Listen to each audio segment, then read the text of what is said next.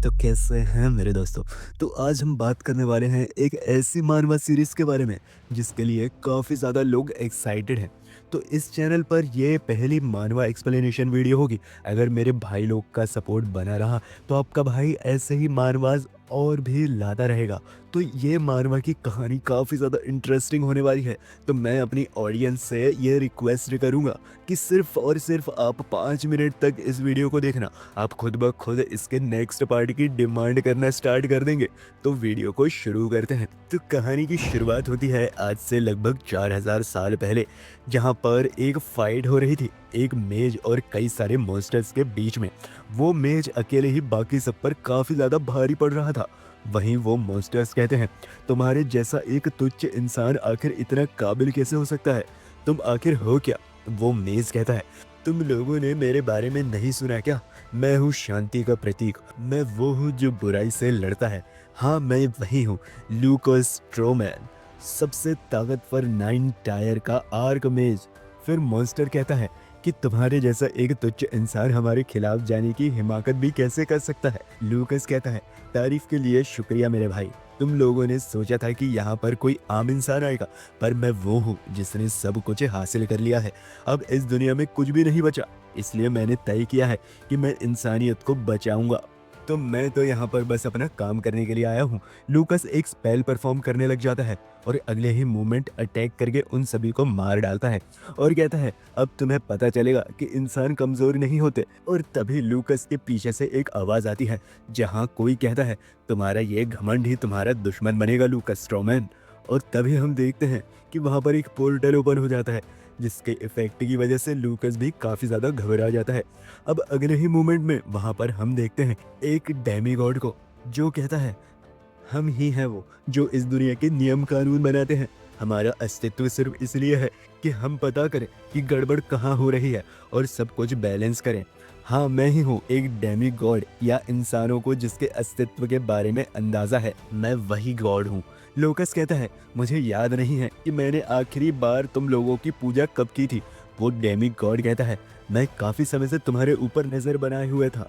मैंने देखा कि तुम इस दुनिया के नियम कानून तोड़ रहे हो। तुम्हारी वजह से यहाँ पर इम्बैलेंस क्रिएट हो रहा है और मैं नहीं चाहता कि ये आगे और हो। लोकस हंसते हुए कहता है, इस दुनिया के नियम कम ऑन, ऐसी बातें मत करो, ये सब बकवास है। वो डेमी गॉड कहता है, तुम्हारी एबिलिटीज अब वहां तक पहुंच चुकी है जहां तक इंसानों को कभी नहीं पहुंचना चाहिए। तुम एक इंसान के अस्तित्व से काफी ज्यादा ऊपर हो चुके हो, पर अंत में तुम हो तो एक तुच्छ इंसान ही। इसके साथ ही वो डेमी गॉड लूकस को कैद करने लग जाता है। लूकस खुद को बचाने की कोशिश तो करता है, बट वो अपना माना इकट्ठा ही नहीं कर पा रहा था।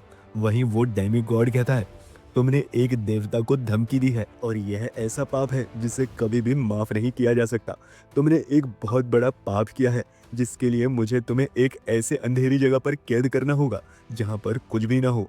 तुम अब अनंत काल तक खुद पर शक करते हुए वहां पर रहोगे और उसके बाद तुम्हें शक होगा अपने ही अस्तित्व पर। तुम अनंत काल तक अंधेरे में कैद रहोगे और खुद ही के अस्तित्व पर पछताते रहोगे। ये वो सजा है जो तुम्हें मैं दे रहा हूँ उसे जिसने हिम्मत की है वो गॉड्स को धमकी देने के लिए और उन्हें चुनौती दे सकता है।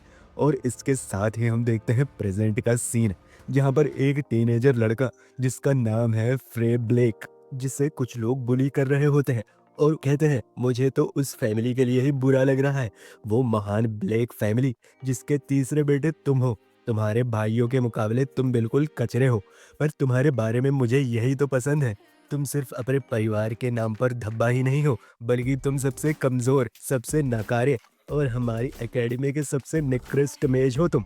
फिर भी देखो, तुम्हें लगता है कि तुम्हें जीने का हक है। अगर मैं तुम्हारी जगह पर होता तो बिना टाइम वेस्ट किए खुद को ही मार डालता। इसके साथ ही वो बंदा फ्रे को एक पंच मारता है और कहता है, तुम्हें पीटने के बाद मुझे बहुत खुशी महसूस होती है। एंड उसके बाद वो फ्रे को बहुत ही ज़्यादा पीटता है और उस बंदे के फ्रेंड्स भी फ्रे को पीटते हैं और बहुत ही ज़्यादा पीटते हैं। फ्रे रेजिस्ट करने की कोशिश तो करता है पर वो कुछ कर नहीं पाता। थोड़े समय बाद वो बंदे कहते हैं कि तुम्हें तो पता ही है ना, कल की क्लास में हमारे बीच एक मैजिकल टूर्नामेंट होने वाला है और अच्छी बात तो यह है कि तुम्हारे और मेरे बीच में एक डुअल मैच होगी। वैसे तुम फ्रीक आउट मत करना, मैं तुम पर ज़्यादा बेरहमी नहीं दिखाऊंगा। पर तुम्हें तो पता ही है ना मैं कितना अच्छा हूँ, लेकिन हाँ इसके बदले में मैं इसका ध्यान रखूंगा कि कल का दिन तुम्हें पूरी जिंदगी भर याद रहे। कल के बाद तुम अपने इन दोनों पैरों पर चलने के काबिल भी नहीं बचोगे। इसके साथ ही वो लोग यहाँ से जाने लगते हैं और कहते हैं ये मत सोचो कैसे आज तुम चल रहे हो, तो अपने घर जाओ, कल के डुएल के लिए तुम्हें आराम की ज़रूरत है। इसके साथ ही वो लोग वहाँ से चले जाते हैं और वहाँ पर बचता है अकेला फ्रे, और उसके दिमाग में सिर्फ एक ही ख्याल होता है कि काश काश मैं ताकतवर होता। अब हमें दिखाया जाता है 4000 साल के बाद, मतलब कि आज लूकास स्ट्रोमैन को किसी की आवाज़ सुनाई देती है और वो कहता है मुझे ऐसा लगा जैसे कोई बोल रहा है। एंड देन वो अपने चारों तरफ चेक करता है और उसे रियलाइज़ होता है कि शायद ये उसका वहम है। लूकास कहता है यहाँ पर रहते हुए मुझे कितने साल हो गए होंगे, 100 नहीं कम से कम 2 से 3 हजार साल तो हो ही गए होंगे। डेमी गॉड्स के खिलाफ का जुर्म तो अब मुझे समझ में आ रहा है कि आखिरकार डर कैसा होता है। बट तभी लूकास को एक और आवाज़ सुनाई देती है जहाँ कोई कहता है मुझे शक्ति चाहिए। लूकास कहता है शायद अकेले रहते रहते मेरा दिमाग काम करना बंद हो चुका है, इसलिए मुझे लोगों की अजीब अजीब आवाज़ें सुनाई दे रही हैं। इस प्रिजन में रहते हुए मुझे पता चल चुका है कि अंत में मैं बस एक कमज़ोर इंसान ही हूँ। सीन शिफ्ट होता है और हम देखते हैं कि फ्रे के डैड वो फ्रे से कह रहे होते हैं फ्रे मैंने डिसाइड किया है कि मैं अपने परिवार से तुम्हारा नाम हटा दूंगा। मुझे डर है कि कहीं तुम मेरे नाम को मिट्टी में ना मिला दो और ब्लेक परिवार की लेगेसी को खराब ना कर दो, इसलिए मैं शांति से बैठकर सब कुछ देख नहीं सकता। फ्रे कुछ बोलने की कोशिश तो करता है पर अगले ही मोमेंट उसे रियलाइज होता है कि इसका कोई मतलब नहीं है और कहता है क्या कमजोर जन्म लेना कोई गुनाह है। उसके डैड कहते हैं बस बहुत हुआ, मैं तुम्हारे इन बेमतलब के सवालों का जवाब नहीं दे सकता। ब्लेक फैमिली कभी भी उनका साथ नहीं देती जो खुद को पावरफुल ना बना सके, जिनके पास कोई पावर ही ना हो। तो फ्रे आज और अभी से मेरी यह इच्छा है कि तुम कभी अस्तित्व में ही ना आए होते और काश तुम मेरे बेटे के रूप में पैदा ना हुए होते। इसके साथ ही वो ये सब कहकर वहां से चला जाता है और फ्रे रोता रह जाता है। फ्रे का घर जहाँ पर काफी ज्यादा शांति होती है, बट वहीं फ्रे एक बोतल को अपने हाथ में पकड़े हुए खड़ा होता है और उसके दिमाग में एक ही ख्याल आता है कि मरने के बारे में सोचना ही लोगों को कितनी घबराहट में डाल देता है। और इधर दूसरी तरफ लूकास को वही मोमेंट याद आता है जब उसे सजा दी गई थी, जहां उसे डेमी गॉड ने कहा था तुम अनंत काल तक अपने ऊपर ही शक करते रहोगे और अपनी आखिरी पलों में तुम्हें अपने अस्तित्व पर ही शक होने लग जाएगा। लूकास कहता है चुप हो जा, आखिरकार एक देवता को ऐसे नियम कानून और ऐसे बैलेंस से क्या लेना देना है। क्या तुम्हें लगता है कि ये इंसानों की दुनिया उनके लिए स्वर्ग है? फाइन, जो करना हो करो, पर अब मुझे सब कुछ समझ में आ गया है कि इस दुनिया में इतनी नाइंसाफी क्यों है और इसके लिए ब्लेम किसे करना है। और अब मैं कॉन्फिडेंट हूँ कि मैं कभी भी हार नहीं मानूंगा। डेमी गॉड अगर मुझे एक बार मौका मिल जाए तो मैं तेरे इस घटिया बदसूरत चेहरे को एक मुक्का मार सकूं, तो मैं अंत तक यहाँ पर रहने के लिए खुशी खुशी राजी हो जाऊंगा। और यहीं दूसरी तरफ फ्रे इस पॉइजन को पी लेता है और इसका एहसास लूकास को भी होता है। ये कहता है मैं खुद को मार डालूंगा। वहीं लूकास कहता है आखिर तुम हो कौन, तुम मेरे ख्यालों में क्यों आ रहे हो। इधर फ्रे कहता है मैं इसके लिए किसी को भी दोष नहीं दूंगा, ये तो बहुत ही प्राकृतिक सी बात है। वो चिड़िया जिसे उड़ना नहीं आता उसे इस दुनिया में जीने का कोई हक नहीं है। सब कुछ मेरी गलती है, मैं ही वो चिड़िया हूँ जो इस दुनिया में बिना पंख के पैदा हुआ है। ये मेरी ही गलती है कि मैं ताकतवर नहीं बन सका। फ्रे को अपने लास्ट मोमेंट में बाकी सभी भी बातें सुनाई देती हैं जहाँ लोग उसे धिक्कार रहे थे, उसे बोल रहे थे कि तुम्हें जीने का कोई हक नहीं है, अगर तुम्हारी जगह मैं होता तो खुद को मार लेता। इधर फ्रे कहता है भाड़ में जाओ तुम सब लोग, तुम सबको यह अधिकार किसने दिया कि तुम मेरी जिंदगी के बारे में फैसले ले सकते हो। अब यहाँ पर लूकास ये सब कुछ विजुअली देख पा रहा था। देखते ही देखते अचानक उसकी सील खुलना शुरू हो जाती है। लूकास कहता है आखिर चल क्या रहा है। जिस समय ये बच्चा मेरे ख्यालों में आया मुझे ऐसा लगा जैसे मैं सूरज की रोशनी में नहा रहा हूँ। अब लूकास फ्रे के पास जाता है और कहता है तुम हो कौन।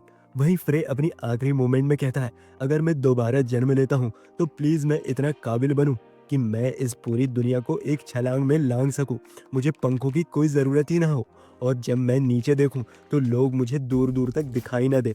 अगर मुझे ऐसे ताकतवर पैर और पंख मिले होते तो शायद मैंने ये कदम कभी नहीं उठाना था। अब सीन शिफ्ट होता है और हम देखते हैं कि लूकस की आंखें खुल चुकी हैं और उसे रियलाइज होता है कि वो वापस आ चुका है। लूकस सोचता है आखिरकार 4000 साल बाद मैं वापस आ ही गया। इस दुनिया में वापस आने में मुझे काफी समय लग गया। फ्रे ब्लेक ये था, दुनिया का सबसे कमजोर मेस, और मैं लूकस स्ट्रॉमैन पूरी इंसानियत के इतिहास का सबसे ताकतवर आर्कमेज। आज और अभी से तुम मैं हूँ और मैं तुमने मुझे आज़ादी दी है तो मैं तुम्हें वो पंख दूंगा जिनकी तुम्हें चाह थी। डेमी गॉड, वो जो खुद को गॉड कहते हैं, तैयार रहो और इंतज़ार करो, मैं वहाँ पर जल्दी तुम्हारी मौत बनकर आने वाला हूँ। फ्रे, जिसके अंदर अब लूकस है, वो उसी रात खुद को ट्रेन करने लग जाता है और उसे रियलाइज़ होता है कि फ्रे की बॉडी अभी भी इतनी कैपेबल नहीं है कि वो लूकस की पूरी पावर को होल्ड कर सके। लूकस सोचता है मुझे फ्रे के इस शरीर में एनर्जी को इकट्ठा करना होगा और एक फाउंडेशन बनानी होगी ताकि जितना मुमकिन हो सके मैं उतना माना कंटेन कर सकूं। अगर मुझे डेमी गॉड्स के खिलाफ लड़ना है तो मुझे अपनी असली शक्तियों को वापस पाना होगा, नहीं मुझे तो उससे भी ज़्यादा आगे निकलना होगा। लेकिन लूकस कहता है ज़्यादा जल्दी नहीं करते, ये वो मौका है जो मुझे 4000 साल में एक बार मिला है, इसलिए मुझे अपनी नफरत को ही अपना हथियार बनाना होगा। फिलहाल मुझे उन्हीं चीज़ों पर फोकस करना चाहिए जिन्हें मैं अभी अचीव कर सकूं। अब लूकस पूरी रात अपने आप को ट्रेन करता है और अब सुबह हो जाती है। यहाँ वो अपने आप से बात कर रहा होता है और कहता है मुझे लगता है कि शायद मैं टायर 5 पावर लेवल पर तो पहुंच ही चुका हूँ। अब लूकस कुछ सोच पाता कि अगले ही मोमेंट उसे खून की उल्टियां होने लग जाती हैं और वो हंसते हुए कहता है ये शायद वो सारी इम्प्योरिटीज थी जो कि फ्रे के बॉडी के अंदर उसकी आत्मा में थी। मुझे कैसे भी करके इन सबको निकालना होगा, मैं इन इम्प्योरिटीज का एक एक कतरा निकाल दूंगा। अब सीन शिफ्ट होता है और हम देखते हैं एकेडमी का सीन, जहां जैक और डेविड, ये दोनों जिन्होंने पिछली रात फ्रे को पीटा था, वो एकेडमी जा रहे होते हैं। डेविड कहता है मैं तो बस आज के उस डुएल का इंतजार कर रहा हूँ। जैक कहता है कि तुम्हारा मतलब फ्रे से है ना, तुम्हें उस पर थोड़ा रहम करना चाहिए, वो काफ़ी ज़्यादा कमज़ोर है। डेविड कहता है हाँ देखो बोल कौन रहा है, वो जिसने कल रात उसे बहुत बुरी तरीके से पीटा था। जैक कहता है मैंने कल रात फ्रे को देखा था और वो अपने साथ कई सारी स्लीपिंग पिल्स लेकर गया था। डेविड कहता है स्लीपिंग पिल्स मतलब नींद लगने की दवाई ना। शायद अब उसे रियलाइज हो गया होगा कि उसकी ज़रूरत इस दुनिया में बिल्कुल भी नहीं है। जैक कहता है तुम्हें सच में लगता है कि वो डरपोक खुद को मार सकता है? डेविड कहता है तुम्हें शर्त लगानी हो तो तुम लगा सकते हो। एंड देन वो दोनों शर्त लगाते हैं। अब यहाँ पर लूकस अपनी बॉडी से सारी इम्प्योरिटीज़ को बाहर निकाल रहा होता है और थोड़े समय बाद उसे रियलाइज़ होता है कि इस नौजवान के शरीर में इतनी ज़्यादा इम्प्योरिटीज़ दिया गया है जितनी उसने एक्सपेक्ट भी नहीं की थी। लूकस कहता है इतनी ज़्यादा इम्प्योरिटीज़ के बाद भी तुम इस दुनिया में थे, सच में तुम्हारी ज़िंदगी बहुत ही ज़्यादा कठिन होगी मेरे भाई। अब बात की जाए अगर मेरी ज़िंदगी की, तो उसके मुकाबले तुम्हारी ज़िंदगी कुछ भी नहीं थी। अरे यार मुझे अब भूख लग रही है। और जैसे ही लूकस ये बोलता है हम देखते हैं वेस्ट रोड एकेडमी के स्टूडेंट्स रेस्टोरेंट का सीन, जहाँ पर लूकस पहुँच चुका है और वो बहुत ज़्यादा खाना खा रहा होता है जिसकी वजह से लोगों का ध्यान उसकी तरफ आ जाता है। लूकस खाना खाते हुए कहता है ये डिश कितनी अच्छी है और ये सूप तो लाजवाब है। एंड देन लूकस वहाँ पर दबाकर खाना खाता है। अब इसके बाद लूकस जब उस एकेडमी में चल ही रहा होता है तो वो सोचता है कि सील होने से पहले मैं 50 साल का था और अब तो मैं 4000 साल का हो चुका हूँ। तो लॉजिकली देखा जाए तो मैं इतना बूढ़ा व्यक्ति हूँ कि मुझे इन लोगों को लेक्चर्स देना चाहिए। खैर मैं भी कैसी बेतुकी बातें कर रहा हूँ। देखा जाए तो लूकस के पास फिलहाल जो ज्ञान है उसके हिसाब से तो मैं यहाँ पर कुछ भी नहीं कर सकता। जैसे जैसे चीज़ें आगे बढ़ती हैं मुझे यह पता करना होगा कि यह दुनिया आखिर चल कैसे रही है। मुझे इस 4000 साल वाली दुनिया को समझना होगा। अब इसके अगले मोमेंट में हम देखते हैं कि लूकस के दिमाग में ख्याल आता है उन डेमी गॉड्स का और फिर लूकस मुस्कुरा देता है और कहता है मुझे थोड़ा समय लेना चाहिए। लूकस जब क्लास में जाता है तो सब लोग उसको देख रहे होते हैं। वहीं डेविड कहता है कमाल है, 10 मिलियन टिकट्स मेरे हुए। लूकस जब आगे जा रहा होता है तो डेविड उसे अपने पैरों से फंसा के गिराने की कोशिश करता है बट लूकस नहीं गिरता। इसलिए डेविड कहता है क्यों भाई क्या बात है?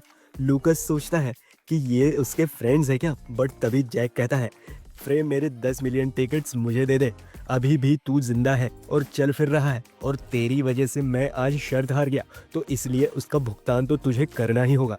अब लूकस सोचता है अबे ये मोटू कौन है और मेरे सर पे इतना क्यों मार रहा है? वैसे देखकर तो नहीं लग रहा कि ये फ्रे के दोस्त हैं और वैसे देखा जाए तो कोई भी टाइम हो बुली करने वाले हर जगह पर होते हैं। लेकिन व्हाट, एक मिनट, क्या मैं डर रहा हूँ? क्या मैं इस भत्ते से मोटे की वजह से डर रहा हूँ? अब जैक फ्रे को स्लैप मारने के लिए आगे बढ़ता है, बट फ्रे बिल्कुल ही पलक झपकते अचानक जैक के पीछे आ जाता है और सब ये देखकर हैरान हो जाते हैं। और वहीं पर होती है एक सुंदर सी कन्या इज़ाबेल, और वो भी ये सब नोटिस करती है। अब वहीं पर लूकास सोचता है, अच्छा अब मुझे समझ आ रहा है कि ये लोग वही हैं जिसकी वजह से तुम्हें अपनी ज़िंदगी ख़त्म करनी पड़ी।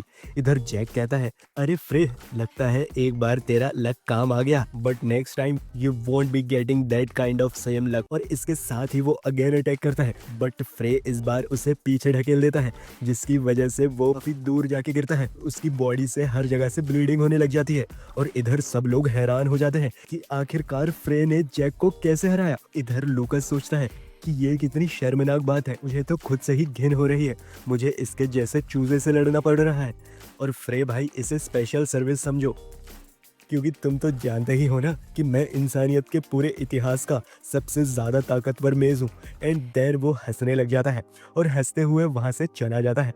जब फ्रे वहाँ से जाने लग जाता है तो वहाँ पर आते हैं प्रोफेसर डियो। बट सभी लोग प्रोफेसर डियो को बताते हैं कि जैक बस गिर गया था, इसी वजह से उसे चोट लग गई। डियो सोचता है ये बंदा चल भी नहीं पा रहा, इस बंदे जैक के साथ आखिरकार ऐसा किसने किया होगा। अब देखा जाए तो इसके शरीर पर मार्शल आर्ट्स के भी निशान हैं जिनमें माना का इस्तेमाल किया गया है। इवन इस इंस्टीट्यूट में पढ़ाने वाले प्रोफेसर्स भी इस लेवल का मार्शल आर्ट नहीं जानते। ये सब आखिर किया किसने होगा। अब थोड़े समय बाद हम देखते हैं कि क्लास में प्रोफेसर केविन, वो कहते हैं प्रोफेसर डियो इस वक्त जैक के साथ गए हैं, इसलिए उनकी क्लास आज मैं लूंगा। वैसे जैक की जिंदगी ज्यादा खतरे में तो नहीं है, पर उसे चोट काफी ज्यादा लगी है और उम्मीद है कि जल्द ही वह ठीक हो जाएगा, तो इसलिए सभी लोग अपनी क्लास पर फोकस करो। जब क्लास स्टार्ट होती है तो केविन सभी लड़कियों को काफी गंदी तरीके से घूर रहा होता है और सोचता है कि ये क्लास कितनी हरी भरी है, इस रूम में बहुत सारी क्यूट फीमेल स्टूडेंट्स हैं और खास करके हमारी प्यारी इज़ाबेल। अब वो ऐसे ही बहुत सारी लड़कियों को घूर रहा होता है, लेकिन अचानक उसकी नजर जाती है फ्रे पे। अब वहीं दूसरी तरफ एक लड़की कहती है, मुझे केविन प्रोफेसर से काफी ज्यादा नफरत है, ये हमेशा ही लड़कियों के पीछे पड़े रहते हैं। वहीं दूसरी लड़की कहती है, चुप रहो वरना वो तुम्हें उठा देंगे। अब केविन जाता है फ्रे के पास और कहता है, क्या बात है फ्रे, ये तो काफी अजीब बात है कि तुम मेरी क्लास में दिख रहे हो। फ्रे कुछ बोलता नहीं और उसे रियलाइज होता है कि लूकास के शरीर में आने से पहले फ्रे सिर्फ कमजोर ही नहीं था, बल्कि वो एकेडमी की क्लासेस भी अटेंड नहीं करता था। लूकास कहता है, मुझे माफ कीजिएगा प्रोफेसर, शायद मैं थोड़ा बिजी था। केविन कहता है, तुम क्या थे? वहीं वो दोनों लड़कियां खुद से ही बातें करते हुए कहती हैं, कम ऑन यार, ये सब हम जानते हैं कि फ्रे क्यों नहीं आता था। अगर फ्रे आता तो प्रोफेसर केविन बार बार उसे ही खड़ा करके सवाल पूछते। इधर केविन कहता है, अच्छा ऐसी बात है, मतलब तुम्हें कुछ ज़रूरी काम था, इस क्लास से भी ज़्यादा ज़रूरी। फ्रे कहता है, शायद आफ्टर ऑल आपको तो पता ही होगा, मैं शायद अपने रिबेलियस फेज से गुजर रहा हूँ। केविन कहता है, हाँ तुम यहाँ पर तो सही हो, एंड ऑफ कोर्स मैं भी कोई बेवकूफ़ नहीं हूँ जिसे ऐसा लगता है कि उसकी क्लासेस बहुत इंपॉर्टेंट है। बट फ्रे, तुम्हें पता है क्या कि तुम इस वक्त मेरी क्लास में बैठे हो, इसलिए मैं तुमसे कुछ सवाल पूछना चाहता हूँ, और अगर मैंने यह पाया कि मेरे सवालों में से एक का भी तुम जवाब नहीं दे पाए, तो मैं ये चाहता हूँ कि तुम अपनी जिम्मेदारियों को समझो और अपनी सज़ा के लिए खुद को तैयार कर लो। तो चलो, ये रहा मेरा पहला सवाल। तुम मुझे बताओ कि गोल्ड फिस्ट कासा के पास कौन कौन से इक्विपमेंट थे। ये सुनते ही फ्रे अचानक अपने होश खो देता है और कहता है, तुमने क्या कहा? अभी क्या तुमने कासा जिन बात करी है? और हम देखते हैं लगभग 4000 साल पहले, जहाँ पर पहाड़ों पर कोई खुद को ट्रेन कर रहा था और सिर्फ अपने एक ही फिस्ट से पहाड़ को चकनाचूर कर देता है। तो थोड़े समय बाद हम उसके पीछे देखते हैं लूकास को, जो कहता है, ए मसल मैन, थोड़ा आराम से, ऐसे ही करते रहोगे तो यहाँ पर कोई पहाड़ ही नहीं बचेगा। क्या तुम जंगली जानवरों का घर तबाह करना चाहते हो? वो बंदा कहता है, लूकास काफी समय हो गया है तुम्हें देखे। लूकास भी कहता है, तुम्हें देखे हुए भी काफी समय हो गया है कासाजिन। थोड़े समय बाद हम देखते हैं कि कासाजिन अभी भी ट्रेनिंग किया जा रहा है और वहीं लूकास अब बैठे बैठे बोर हो रहा होता है। वो कहता है, तुम्हारे ये दोस्त कई सालों बाद तुमसे मिलने आया है और तुम देखो अपनी ट्रेनिंग की पिपड़ी अभी तक बजाए जा रहे हो। कासाजिन कहता है, मैंने चाय गरम कर दी है, पी लो लूकास। लूकास कहता है, खैर अब मैं इस मसलमैन से और क्या एक्सपेक्ट कर सकता हूँ। वैसे अगर ऐसे ही सब कुछ चलता रहा तो तुम पूरी जिंदगी बैचलर ही रह जाओगे। कासाजिन कहता है, ओ देखो बोल भी कौन रहा है। लूकस कहता है कि क्या मतलब है तुम्हारा, मैं लड़कियों में काफी ज्यादा फेमस हूँ, मुझे कोई प्रॉब्लम नहीं है। कासाजिन कहता है, रोमांस एक बहुत ही खतरनाक ख्याल है जो लोगों के अंतरात्मा को इम्बैलेंस कर देता है और उसे मकसद से भटका देता है। जब कोई लड़कियों के प्रति अपनी इस इच्छा को काबू में ना कर सके और वो अपने दोनों पैरों पर भी खड़ा हो। लूकस कहता है, अरे बस बस भाई बहुत हो गया, मैं समझ गया, इतने लेक्चर काफ़ी है। अब कासाजिन कहता है, एक मार्शल आर्टिस्ट को हमेशा औरत को एक पत्थर की नज़र से देखना चाहिए। एक मार्शल आर्टिस्ट के लिए एक औरत सिर्फ पत्थर की मूर्ति है। खैर तुम समझोगे नहीं क्योंकि यह मैजिक से बहुत अलग है। आर्क मेज लूकस स्ट्रोमैन। अब लूकस कहता है, पत्थर मतलब थोड़ा खूबसूरत पत्थर ना। कासाजिन कहता है, अपनी चाय पियो तुम। अब इसके साथ ही हम देखते हैं प्रेजेंट का सीन जहां लूकस सोचता है कि कासाजिन नहीं नहीं नहीं, गॉड ऑफ फिस्ट कासाजिन, तुम तो काफी प्रसिद्ध हो गए हो। वो बेवकूफ आखिरकार उसने वो रास्ता ढूंढ ही लिया जिसमें वो अपने दिमाग के साथ साथ अपनी मसल्स को भी ट्रेन कर सके। और अब देखो 4000 साल बाद लोग उसे एक लेजेंड मानते हैं। केविन कहता है, क्या बात है, फिर जवाब दो। पर तभी ईसाबेल खड़ी होती है और कहती है, प्रोफेसर आपने जो सवाल पूछा है मुझे लगता है कि उसका इस क्लास से कोई लेना देना नहीं। वो मैजिकल हिस्ट्री का सवाल है। कासाजिन एक मार्शल आर्टिस्ट थे, वो माना पर बहुत ही मुश्किल से निर्भर रहते थे। उन्होंने फिजिकली खुद को ट्रेन किया था, तो आप उन्हें मेज भी कह सकते हैं। केविन जाता है इजाबेल के पास और कहता है, तुम्हारे हिसाब से कासाजिन कोई मेज नहीं थे, क्या तुम उनका अपमान कर रही हो? लोग मार्शल आर्टिस्ट बनते हैं। इजाबेल कहती है, मैंने तो ऐसा बिल्कुल भी नहीं कहा, मैं तो बस ये कह रही थी कि इस सवाल का इस क्लास से कोई लेना देना ही नहीं है। इधर लूकस सोचता है कि एक इंसल्ट मुझे अभी भी याद है, जब कासाजिन को कोई मेज कहता था तो वो कितना भड़क जाता था। इवन वो तुम्हें जान से भी मार सकता था। अगर तुम उसके सामने मेज से रिलेटेड कुछ भी बातें बोलती तो तुम्हारी खैर नहीं थी। इधर केविन कहता है, ओहो, तुम्हारी बातें सुन के तो लग रहा है कि ये डिबेट काफी दिलचस्प होने वाली है। हाउएवर कैसा रहेगा अगर हम ये डिबेट मेरी लेबोरेटरी में जाते हुए थोड़ा प्राइवेटली करें? इजाबेल कहती है, आप ये क्या बकवास कर रहे हैं? केविन कहता है, ये कैसा बर्ताव है? चलो अच्छा तुम ही बताओ कि गॉड फिस्ट कासाजिन के पास उनके कौन से वो 3 लेजेंडरी वेपन्स थे। बट तभी केविन को आवाज आती है कि the tiger king's glove, the giant's belt और द गेल नेकलेस। और जैसे ही प्रोफेसर केविन की नजर पड़ती है रे ब्लेक पर, वो देखता है कि ये जवाब देने वाला फ्रे है। फ्रे कहता है, आमतौर पर तो कासाजिन कम से कम चीजें रखना पसंद करता था, लेकिन मैं उससे कहता था कि थोड़े अच्छे ढंग के कपड़े पहनो, थोड़ा लड़कियों में भी फेमस हो, थोड़ा फैशन वैशन करो। बट वो मेरी बात सुनता ही नहीं था और खास करके वो उस पुराने रेलिक को अपनी गर्दन में काफी समय तक लटका के रखता था। फिर एकदम से लूकस को रियलाइज होता है और जब उसकी नजर पड़ती है वहां पर तो वो देखता है कि सभी लोग उसे ही देख रहे हैं और वो कहता है, क्या मैं गलत हूँ? केविन कहता है, नहीं तुम सही हो। ये सुनकर लूकस काफी खुश हो जाता है और कहता है, ऑफ कोर्स मुझे पता ही है, वो बेवकूफ यही पहनता था। और ये सुनकर लोग बातें करने लग जाते हैं कि आज फ्रे कुछ ज्यादा ही अलग बर्ताव कर रहा है। केविन कहता है, इजाबेल मुझे लगता है कि तुम्हें कुछ मैनर सिखाने की जरूरत है। और प्रोफेसर केविन सीधा इजाबेल के पास पहुंच जाता है और उसके हाथ पकड़कर कहता है, मुझे तुम्हें अपनी लेबोरेटरी में ले जाना होगा।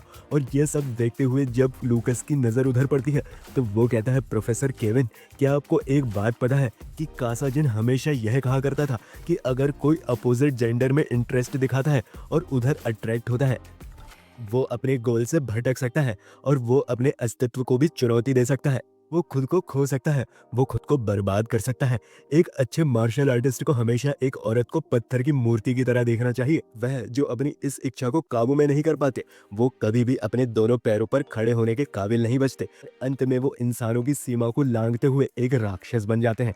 केविन कहता है कि किस बारे में बात कर रहे हो तुम बेवकूफ? लूकस कहता है तो बस यूं ही कह रहा था क्योंकि देखकर तो लगता है कि कासाजिन पूरे समय गलत था। आफ्टर ऑल तुम अपने दोनों पैरों पर सही सलामत खड़े ही हो ना। अब प्रोफेसर केविन को बहुत गुस्सा आता है ये सब सुनकर और वो कहता है, फ्रे ब्लेक एक सवाल का सही जवाब देने के बाद कहीं तुम्हारा दिमाग खराब तो नहीं हो गया? चलो देखते हैं आखिरकार तुम अपने इस एटीट्यूड को कब तक कामयाब रख सकते हो। चलो अब अगर तुमने एक भी सवाल का गलत जवाब दिया तो तुम्हें सजा दी जाएगी।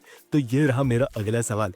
केविन कई सवाल पूछता है और लूकस उन सब का सही जवाब देता है, जिसे देखते हुए पूरी क्लास के होश उड़ जाते हैं और वो खास करके प्रोफेसर केविन के। केविन सोचता है कि ये मुमकिन कैसे है, मैंने तो इससे इवन ऑफ लाइट के बारे में भी पूछा है जो कि यहाँ के लेक्चर्स में भी नहीं है। क्या ये सच में वही फ्रे ब्लेक है जिसे लोग बेवकूफ बुलाया करते थे? लूकस कहता है, ओहो, लगता है अब लंच का समय हो गया है। वेल देन प्रोफेसर, मुझे उम्मीद है कि मैंने आपके सवालों का सही जवाब दिया होगा। मुझे आपके सवाल जवाब बहुत ही ज्यादा पसंद आए। फिलहाल मुझे माफ कीजिएगा, मुझे काफी ज्यादा भूख लगी है। अब इधर केविन सोचता है, आखिरकार इस चूजे को उन ऐतिहासिक घटनाओं के बारे में कैसे पता चला जो लगभग 4000 साल पहले घटी थी।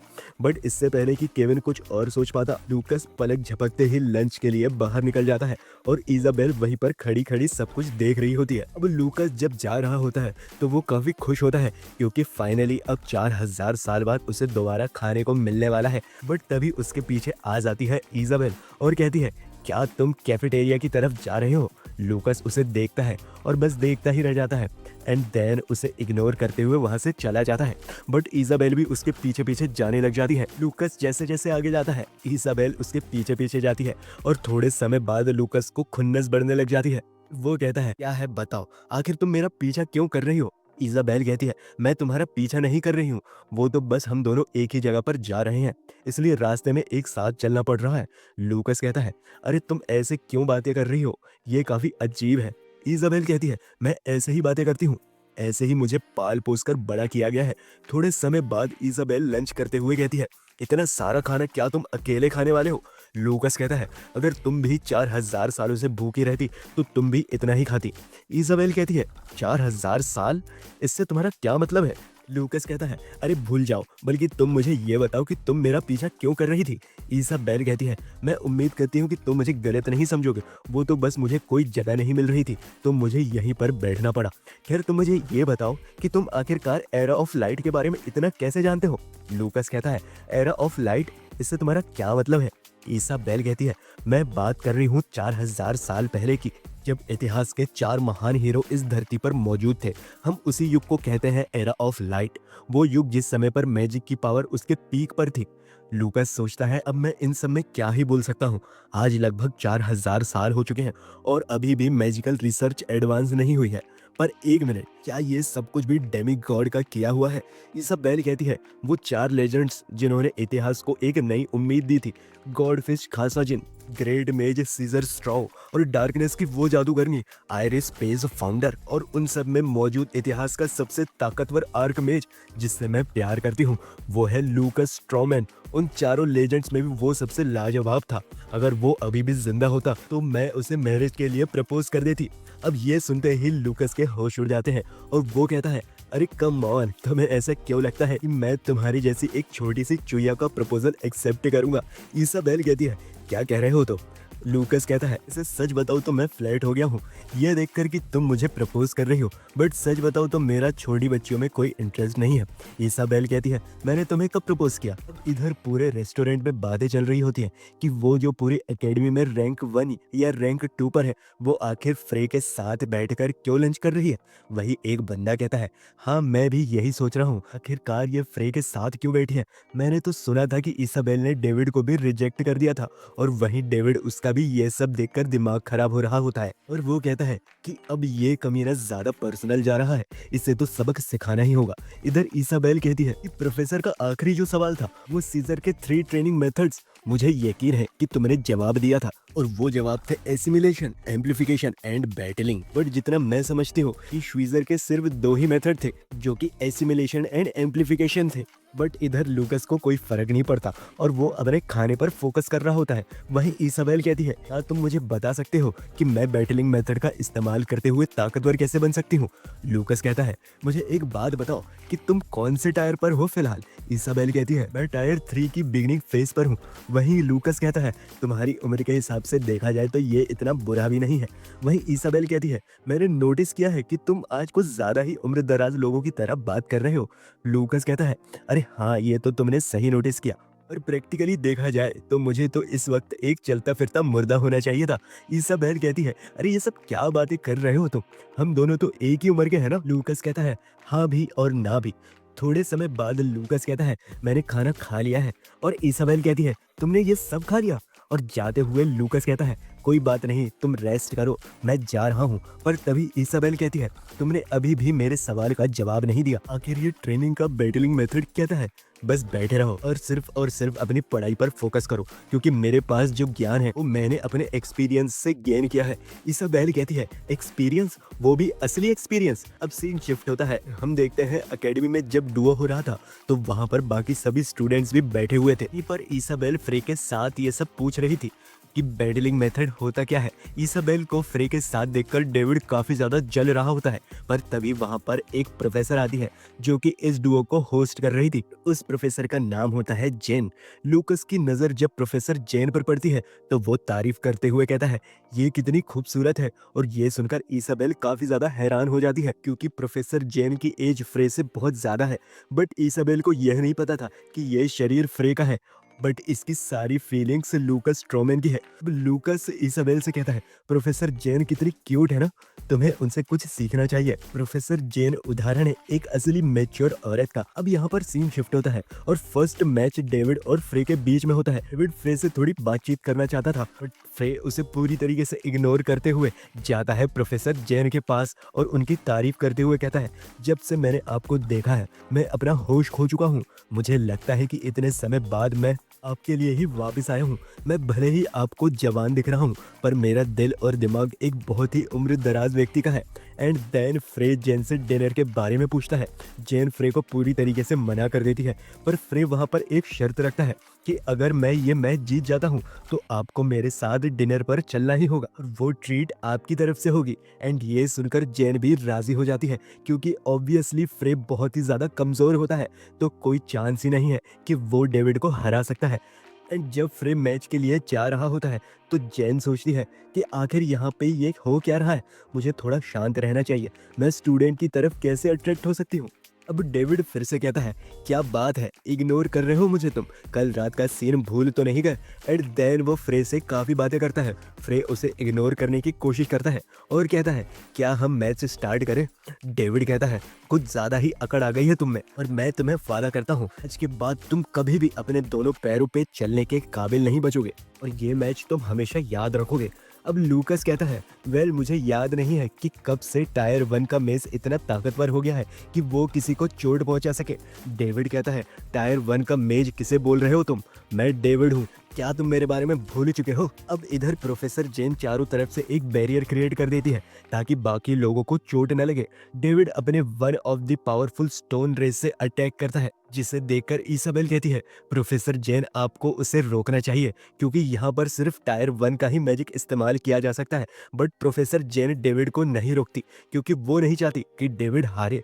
इधर डेविड कहता है कि ये स्पेल हमारे खून की विरासत है और हमारी ब्लड लाइन की सबसे ताकतवर स्पेल है। अब फ्रे कहता है, ब्लड लाइन मैजिक को ऐसे इस्तेमाल नहीं करना चाहिए, क्योंकि वो सिंबल ऑफ होप होता है, तुम उसे किसी को अब्यूज करने के लिए यूज कर रहे हो। लूकस मैजिक मिसाइल से हमला करता है, क्योंकि इस वक्त फ्रे यानी कि लूकस स्ट्रोमैन अपने असली पावर तक नहीं पहुंचा है, इसलिए उसका मैजिक मिसाइल काफी ज्यादा छोटा होता है।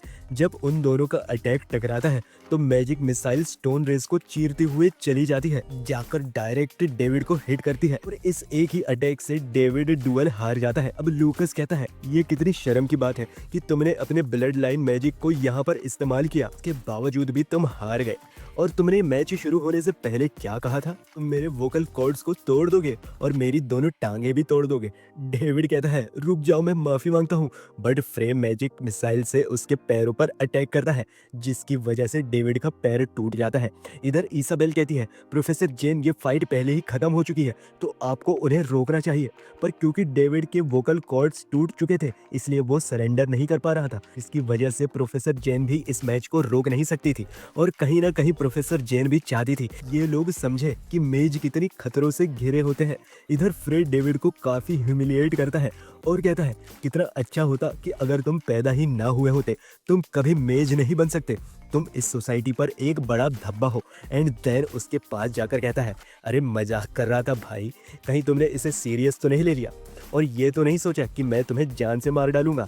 टेंशन मत ले भाई, मैं मजाक कर रहा था और तुम्हें तो पता ही है कि मैं कितना दिलदार इंसान हूँ। पर एक मिनट, मैंने तो अभी तुम्हारी सिर्फ एक ही टांग तोड़ी है। एंड देन वो मैजिक मिसाइल से डेविड की दूसरी टांग भी तोड़ देता है और दूर से ही ये सब कुछ सीनियर स्टूडेंट्स भी देख रहे होते हैं और वो भी फ्रे से काफ़ी इम्प्रेस हो जाते हैं। और अब जब फ्रे ने डेविड को हरा दिया था तो पूरे एकेडमी में उसी की बातें चल रही होती हैं, हर कोई उसके बारे में ही बात कर रहा होता है। अब फ्रे जब एकेडमी से जा रहा होता है तभी उसे एक लड़का मिलता है जो कहता है तुम जरूर फ्रे ब्लेक होगे और मेरा नाम है पेरुएन जुन और मैं हूँ मैनेजर ट्रूमेंस रिंग का। और फ्रे ब्लेक, हम तुम्हें इनवाइट करते हैं ट्रूमेंस रिंग्स में। और तुमने तो जरूर ट्रूमेंस रिंग्स के बारे में सुना ही होगा क्योंकि तुम भी तो इसी एकेडमी के स्टूडेंट हो। हम सब वेस्ट रोड एकेडमी के वो ग्रुप्स हैं जो पूरी एकेडमी को रिप्रेजेंट करते हैं और ट्रूमेंस रिंग्स में कोई ऐसे ही ज्वाइन नहीं हो सकता। जिन लोगों को हम चाहते हैं वही सिर्फ ज्वाइन हो सकता है और उसी को ये मौका मिलता है और उसी को ये ट्रूमेंस रिंग्स भी मिलती है। इधर लूकस सोचता है कि सीरियसली ट्रूमेंस रिंग, यहाँ पर तो ह्यूमन राइट्स का उल्लंघन हुआ है, मेरे नाम का गलत इस्तेमाल किया जा रहा है। अब लूकस पेरुएन को थैंक्स बोलता है, देन उसे इग्नोर करते हुए वहां से चला जाता है। अब डोमेन उसे रोकने की कोशिश तो करता है बट तभी उसके पीछे हम देखते हैं पेरुएन जुन को और वो कहता है कोई बात नहीं, मुझे लगता नहीं है कि ये ग्रुप ज्वाइन करेगा। अब पेरुएन फ्रे से कहता है डोमेन की तरफ से तुमसे माफी मांगता हूँ पर सच्चाई तो ये भी है कि हम चाहते हैं कि तुम ट्रूमेंस रिंग को ज्वाइन करो। अब लूकस पेरुएन को देखकर अंदाजा लगाता है कि पेरुएन अपनी उम्र के हिसाब से काफी हाई रैंक पर पहुंच चुका है। लूकस लेकिन पेरुएन को मना कर देता है, कहता है कि अगर मैं ज्वाइन करूंगा तो मुझे क्या मिलेगा, और उसके साथ ही फ्रे वहां से चला जाता है। डोमेन फ्रे को रोकने की कोशिश करता है लेकिन पेरुएन उसे मना कर देता है, ये कहते हुए कि इसकी कोई जरूरत नहीं है। अब सीन शिफ्ट होता है और हम देखते हैं प्रोफेसर जेन को जो कि फ्रे के साथ डिनर पर आई हुई है बट उन्होंने यह नहीं सोचा था कि फ्रे के साथ इसाबेल भी वहां पर आ जाएगी। अब फ्रे इसाबेल से कहता है मैंने तुमसे कहा था ना तुम घर जाओ, सुबह से देख रहा हूँ तुम मेरे पीछे ही पड़ी हो। लेकिन इसाबेल यह कहकर रुक जाती है कि आप लोगों को मेरी फिक्र करने की कोई जरूरत नहीं है, मैं आपके बीच में नहीं आऊंगी, मैं तो बस एक छोटी सी लड़की हूँ। पर तभी फ्रे कहता है ये अपना रोना धोना तुम बंद करो और यहाँ से निकल लो। पर इसाबेल इस बात पर अड़ी रहती है कि उसे कैसे भी करके बैटलिंग मेथड को सीखना है और ये बात जेन को भी पता चलती है तो वो उसे बताती है कि ये कासेजिन का मेथड है ना, मैंने मैजिकल रिसर्च मीटिंग में अफवाहों में इसके बारे में सुना था और काफी ढूंढने के बाद भी मुझे उससे रिलेटेड कोई भी टेक्स्ट नहीं मिला। अगर तुम सच में बोल रही हो कि तुम लोगों को बैटलिंग मेथड के बारे में पता है तो मैं इसके बारे में जानना चाहती हूँ। लेकिन तभी लूकस जेन के पास जाता है और कहता है इन बोरिंग सी चीजों में क्या रखा है, मुझे आपको कुछ और सिखाना है, कुछ ऐसा जिसमें हमें मजा आए। और कैसा रहेगा कि हम इस बारे में आपके प्राइवेट क्वार्टर में जाके बात करें। अब लूकस की ये बातें सुनने के बाद जेन भी खुद को रोक नहीं पाती और समहाउ वो लोग बस किस ही करने वाले होते हैं। बट वहाँ पर इसाबेल बिना बुलाई मेहमान जो कि कबाब में हड्डी बनी हुई है वो उन्हें रोक लेती है और कहती है आप लोग क्या कर रहे हैं, ये कितनी शर्मनाक बात है। अभी लूकस कहता है अबे यार अभी भी तुम यहीं पर हो, घर नहीं गई तुम। फिर हम देखते हैं लूकस को बालकनी में जहां वो सोच रहा होता है कि मैं वापस तो आ चुका हूं बट अब तक तो डेमी गॉड्स को भी पता चल चुका होगा, तो एक तरह से देखा जाए तो उन्हें अभी तक मुझे मारने के लिए आ जाना चाहिए था क्योंकि इस पूरे वर्ल्ड पर अथॉरिटी उनकी है, तो उनकी आंखों में तो मैं चुभ ही रहा हूँगा। अभी भी उन लोगों ने ऐसा कुछ भी नहीं किया जिससे मेरा इतिहास मिटाया जा सके। आज 4000 साल बाद भी हर कोई हमारे बारे में जानता है, मेरे बारे में, कासाजिन के बारे में, श्वीजर और आयरिस। बट मुझे समझ नहीं आ रहा आखिर ऐसा क्यों है। कहीं इसका मतलब ये तो नहीं कि मेरे जाने के बाद कुछ ऐसे लोग बचे थे जो हमारी लेगेसी को आगे लेकर आए। अब लूकस ये सब सोच ही रहा होता है पर तभी वहां पर आ जाती है इसाबेल। अब लूकस इसाबेल से कहता है हे क्या तुम मुझे बताओगे कि ये होजो एकेडमी का हेड कौन है। नहीं, तुम मुझे ये बताओ कि इस एकेडमी का सबसे ताकतवर स्टूडेंट और सबसे ताकतवर प्रोफेसर कौन है। इसाबेल कहती है तुम पूछ रहे हो और अभी तक तुमने मेरे सवालों का जवाब नहीं दिया। लूकस उससे कहता है पहले तुम मुझे बताओ देन मैं तुम्हें बता दूंगा। देन इसाबेल उसे बताती है कि स्टूडेंट्स की अगर बात की जाए तो इनमें सबसे ज्यादा ताकतवर पेरुएन जुन है और बात की जाए अगर प्रोफेसर्स की तो उनके बीच प्रोफेसर डियो और प्रोफेसर एडिलिया यही दोनों ताकतवर माने जा सकते हैं। पर अगर बात की जाए इस पूरे एकेडमी के सबसे ताकतवर मेज की, तो वो मेरी आंटी है। और तभी वहां पर पहुंच जाती है जेन और कहती है, ईसाबेल की आंटी एकेडमी की चेयरमैन है, लेडी साइरस ट्रिजनीन। वो एक टायर 6 की मेज है जो पूरे एम्पायर में फ्रॉस्ट क्वीन के नाम से भी जानी जाती है। और कहा जाता है मेज की जो लिमिट्स होती है वो टायर 10 या टायर 9 तक होती है। बट अब तक हमने किसी टायर 10 के मेज को देखा नहीं है। और टायर 9 वाला मेज आज से 3400 साल पहले एग्जिस्ट करता था। इसलिए अब फिलहाल सबसे ताकतवर मेज टायर 8 तक ही पहुंचते हैं। और मुझे अभी तक जितना पता है इस पूरे वर्ल्ड में सिर्फ 8 ही टायर 8 मेज है। लूकस कहता है, अच्छा एकेडमी में चारों तरफ जो बैरियर है क्या ये भी ईसाबेल की आंटी ने बनाया है? जेन कहती है, क्या पता, शायद उन्होंने ही बनाया हो। अब लूकस सोचता है ये बैरियर बनाना टायर 6 के मेज की बस की बात ही नहीं है। और ये ट्रूमन्स रिंग्स एंड साइरस ट्रिजनीन, यहाँ कुछ तो गड़बड़ है। और मुझे मेरे सवालों का जवाब इन्हीं के पास मिलेगा। मुझे कैसे भी करके साइरस ट्रिजनीन से मिलना होगा। पर मैं करूँ क्या? क्योंकि जब तक मुझे ये ना पता चले कि आखिरकार डेमी गॉड्स का इस वर्ल्ड पर इन्फ्लुएंस कितना है, मैं नहीं चाहता कि ये बच्ची मेरी समस्याओं में घिर जाए। और अगर परिस्थिति को देखा जाए तो शायद एक ना एक दिन तो मैं जरूर चेयरमैन से मिल ही जाऊंगा। एंड 10 लूकस कहता है, आई गेस मुझे टायर 7 के लिए फोकस करना चाहिए। अब ये सुनकर सब लोग काफी हैरान हो जाते हैं। और जैन कहती है, तुम्हें वहां तक पहुंचने में 10 नहीं तुम्हें 20 साल लग जाएंगे। बट लूकस उनसे कहता है कि अगर मैं अपनी मेहनत करता हूँ और पूरा फोकस करता हूँ तो शायद हॉलीडे से पहले ही मैं वहां तक पहुंच जाऊंगा। जिस पर जैन भी यही कहती है कि तुम्हारी मर्जी, सपने देखना कोई बड़ी बात तो नहीं है। अब लोग बड़े बड़े सपने तो देखते हैं, पर देखते हैं कि तुम वहां तक पहुंच पाते हो या नहीं। अब जैन की ये बातें सुनने के बाद अचानक फ्रे के अंदर का लूकस स्ट्रोमैन जाग जाता है। और वो जाता है सीधे जैन के पास और कहता है, मैं सिर्फ सपने नहीं देखता, और मुझे ऐसा लगता है कि तुम मेरे सपनों की रानी हो। तुम्हें नहीं पता मेरे अंदर तुम्हारे लिए कितना प्यार भरा हुआ है। कैसा रहेगा अगर हम लोग थोड़ा प्राइवेट में चल के बातें करें? एंड सरप्राइजिंगली फ्रे के इस फ्लर्ट से प्रोफेसर जेन भी काफी ज्यादा इम्प्रेस हो जाती है। बट क्योंकि वहां पर ईसाबेल होती है इसलिए वो लोग आगे कुछ नहीं कर पाते। क्योंकि ईसाबेल उनसे कहती है कि तुम लोगों को थोड़ा सोच समझ के रहना चाहिए। अगर एक प्रोफेसर और स्टूडेंट्स के बीच में रिलेशन हुआ तो मैं इसकी शिकायत अपनी आंटी से जरूर करूंगी। और अब ये सुन के फ्रे का दिमाग खराब हो जाता है और वो कहता है, इसलिए मुझे ऐसी छोटी छोटी लड़कियों से नफरत है। वहीं जेन भी कहती है, मुझे भी। अब ईसाबेल कहती है, एक मिनट प्रोफेसर जेन, आपने अभी क्या कहा? इधर फ्रे सोचता है, मुझे ज्यादा जल्दी नहीं करनी चाहिए, मुझे हर चीज धीरे धीरे करनी है और ऐसे ही मैं ताकतवर हो सकता हूँ। अब 2 हफ्ते बाद डेविड काफी भड़का हुआ होता है और वो एकेडमी में अपने साथ कुछ लोगों को लेकर आया था, और वो भी फ्रे को मारने के लिए। बट फ्रे अपनी मैजिक मिसाइल से डेविड को बहुत ही बुरी तरीके से घायल कर देता है। अब प्रोफेसर केविन सबको बताते हैं कि डेविड अब अपनी फैमिली के पास जा चुका है और वो खुद को वहीं पर रिकवर करने वाला है। उसे बहुत ज्यादा चोटें लगी हैं। अब लूकस अपनी एकेडमी में चल ही रहा होता है और सोच रहा होता है कि मुझे लगा था कि 4000 साल बाद भी कुछ तो ऐसा होगा, इसमें मुझे मजा आएगा। पर खैर, मैं इन एकेडमी के छोटे बच्चों से एक्सपेक्ट भी क्या कर सकता हूँ। अब लेकिन जैसे जैसे लूकस आगे जा रहा था कुछ लोग उसे चारों तरफ से घेर लेते हैं और उनमें से एक कहता है, मेरा नाम एलेक्स है और मैं सभी सीनियर्स का भी सीनियर हूँ। अब एलेक्स इस वक्त काफी ज्यादा भड़का हुआ होता है क्योंकि उसे भी पता चला है कि फ्रे ने डेविड के साथ क्या किया था। फ्रे ने डेविड की नाक तोड़ दी थी, उसके पैर तोड़ दिए थे एंड इवन उसे बहुत ही ज्यादा बुरी तरीके से पीटा था। फ्रे कहता है, मैं बस चेक करना चाहता हूँ कि क्या तुम सब लोग मुझे हैरेस करने के लिए आए हो। एलेक्स कहता है, अबे चूजे, हम तेरे सीनियर्स हैं, थोड़ा रिस्पेक्ट तो दिखा। क्या तुझे सच में लगा था कि डेविड को पीटने के बाद तू ऐसे ही सही सलामत घूम सकता है? तुझे नहीं पता कि मैं कौन हूँ? मैं वो बंदा हूँ जिसने मैजिकल मार्शल आर्ट्स टूर्नामेंट में भाग लिया था और वो 16th रैंक पर आया था, और आज मैं बनूंगा तेरे लिए तबाही।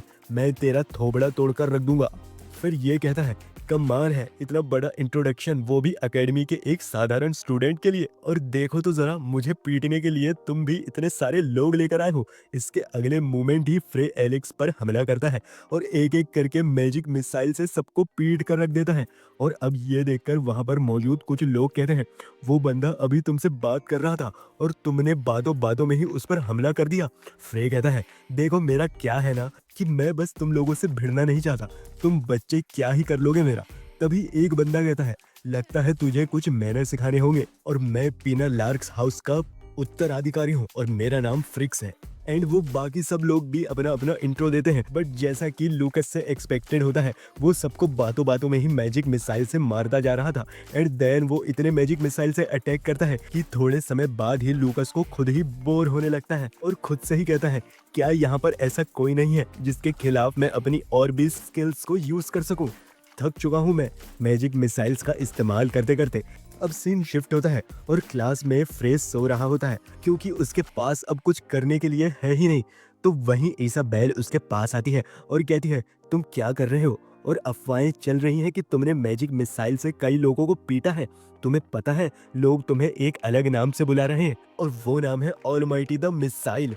फिर ये कहता है, अरे मैं क्या करूं, मेरे पास ऐसा कोई मौका ही नहीं आया जिसमें मैं मैजिक मिसाइल से भी ज्यादा पावरफुल स्पेल का इस्तेमाल कर सकूं। एंड देन वो सोने लग जाता है और सोते हुए कहता है, खैर तुम बताओ तुम यहाँ पर क्या कर रही हो? एंड देन इसाबेल फ्रे से कहती है कि तुमने मुझे जो फॉर्मूला दिया था उसके अकॉर्डिंग कुछ भी सही नहीं हुआ। मैंने उस ब्लड का 7:3 के हिसाब से इस्तेमाल किया। फ्रे कहता है, अगर तुम्हें और भी बेहतर रिजल्ट चाहिए तो तुम्हें कोई हाफ ट्रोल ब्लड चाहिए होगा। एक हाफ ट्रोल का ब्लड काफी बैलेंस्ड होता है, उसमें अशुद्धियां और शुद्धता दोनों लगभग बराबर मात्रा में होती है। इसाबेल फ्रे से पूछती है कि तुम मुझे अब क्या सिखाने वाले हो?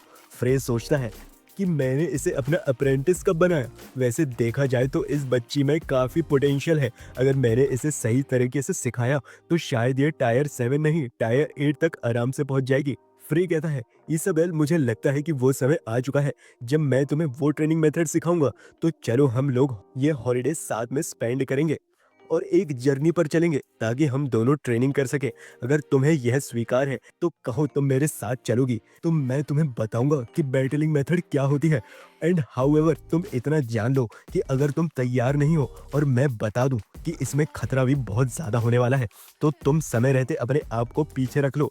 मैं नहीं चाहता कि उस मेथड को सीखने में तुम्हारी जान को कुछ भी हो। इसाबेल कहती है, कोई बात नहीं, मैं तुम्हारे साथ चलूंगी, बट तुम्हें मुझे अप्रेंटिस के रूप में स्वीकार करना होगा। तो दैट्स इट गाइस, मैंने इस मानवा के 10 चैप्टर्स को इस वीडियो में कवर किया है।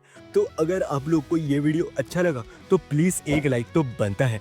एंड इसका नेक्स्ट पार्ट चैनल पर जल्दी आने वाला है, तो सब्सक्राइब करना मत भूलना और नोटिफिकेशन बेल को भी ऑन कर लेना। और वीडियो खत्म करने से पहले आपके लिए एक सवाल है दोस्तों, उन 3 लेजेंडरी मेजेस का नाम बताइए जो कि लूकस स्ट्रोमैन के साथ 4000 साल पहले एग्जिस्ट करते थे। तो कमेंट्स में जरूर बताइएगा। तो मिलते हैं नेक्स्ट वीडियो में। That's my time guys, bye.